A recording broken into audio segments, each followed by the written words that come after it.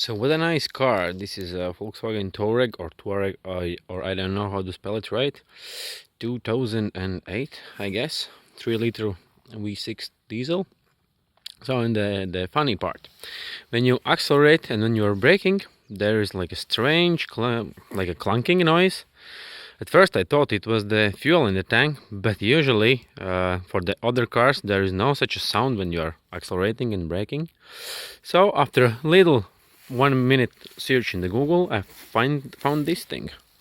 So let's see. So here is some drain plugs under the car. You can see it right here. And one side, there is no light.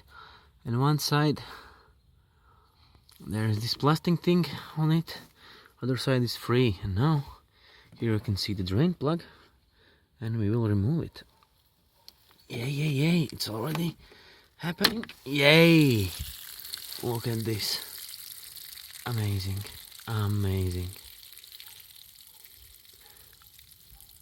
For the other side, it was much more water in this place. It ran like 1 minute. So that's it. No clunking noise at all.